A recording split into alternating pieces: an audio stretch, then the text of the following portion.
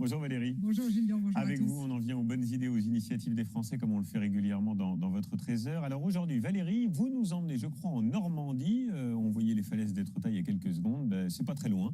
C'est la saison des pommes. Le problème, c'est qu'elles mûrissent toutes en même temps et souvent, on en a trop. Alors qu'est-ce qu'on en fait? Regardez, je vous en ai apporté des pommes. Regardez comme ça sent bon. Et on peut goûter ou pas? Oui, cueillies hier sur l'arbre. Alors effectivement, des petits malins ont trouvé la solution pour que les pommes ne se gâchent plus. Figurez-vous qu'ils se baladent dans la campagne avec un camion pressoir. Et ils s'arrêtent tous les jours dans un village différent et ils proposent aux particuliers de transformer leurs pommes en jus. Oui. Et c'est une bonne idée parce que le jus de pomme, eh bien, c'est pas facile à faire à la maison. Il faut une centrifugeuse. Avec Philippe Maire, on l'a goûté. En plus, il est délicieux. Là, je vous vois venir, Julien. Peut-être que tout à l'heure, je vous ferai goûter. Notre idée pour la France, c'est de sillonner la campagne avec notre pressoir mobile.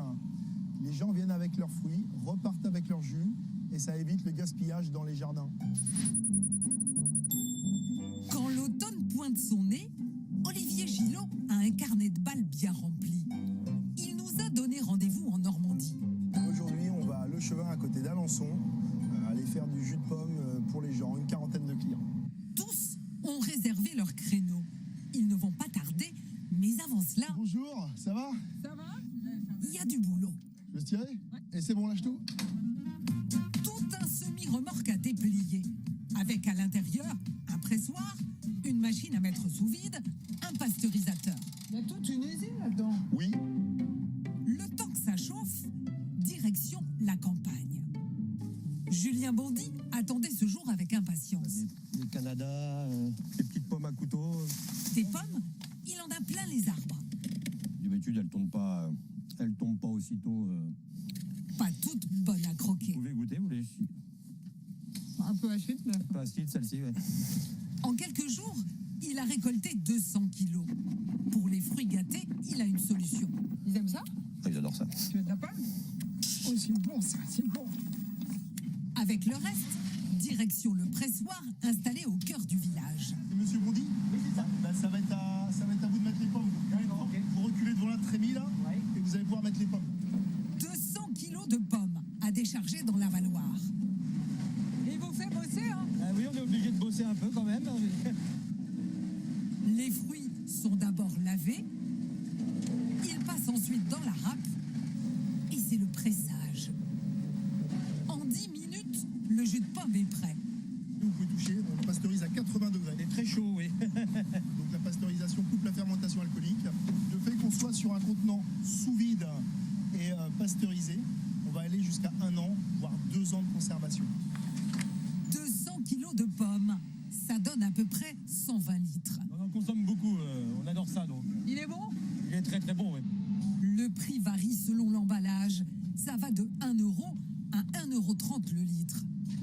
Donc on a 39 poches, ça fait 141,75. C'est vraiment très correct pour du jus bio. Mais vous fournissez la matière première quand même. Et on fournit la matière première, c'est ça qui est vraiment très sympa dans ce principe, quoi. Ici, au pressoir, on s'entraide. Ce matin-là, avant l'arrivée du camion, une cliente a déposé 10 sacs de pommes. Elles sont à qui ces pommes? Une voisine qui est partie au travail.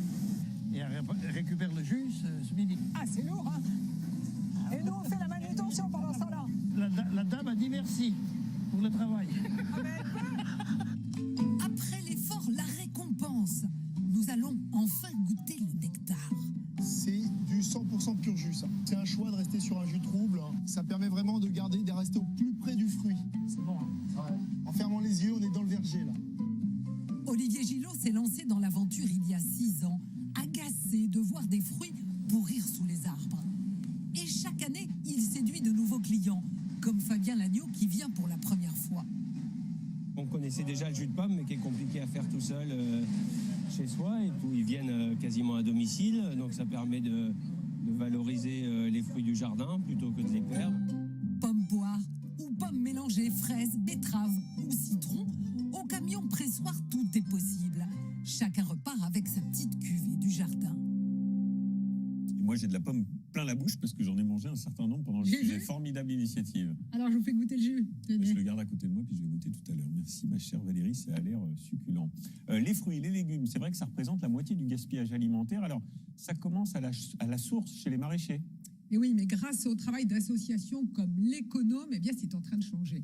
Regardez, dans le Var, ce camion se déplace chez les agriculteurs. Et dedans, eh bien, il y a tout ce qu'il faut pour faire des conserves. En fait, il aide les producteurs à valoriser leurs invendus.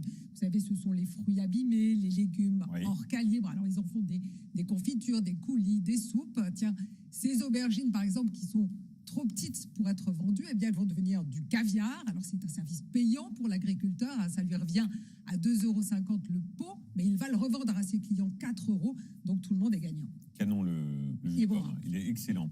Nous aussi, particuliers, on peut éviter ce gâchis. Il y a des solutions.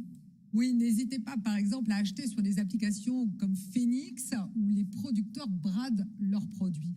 Là, c'est une éleveuse de chèvres et régulièrement, plutôt que de jeter les fromages qui ont un petit peu vieilli, elle les propose sur l'appli et ce sont des super produits à moitié prix.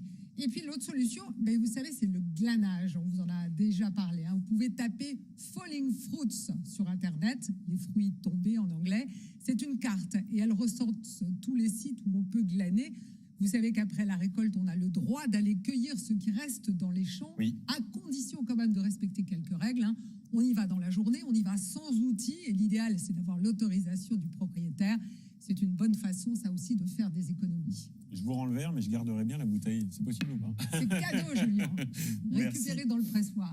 Merci Valérie. N'hésitez pas vous aussi à nous faire part de vos initiatives. On en fera un reportage. Ça se passe sur le site France Info en scannant le petit QR code. Hop, il est là avec votre smartphone. Merci Valérie.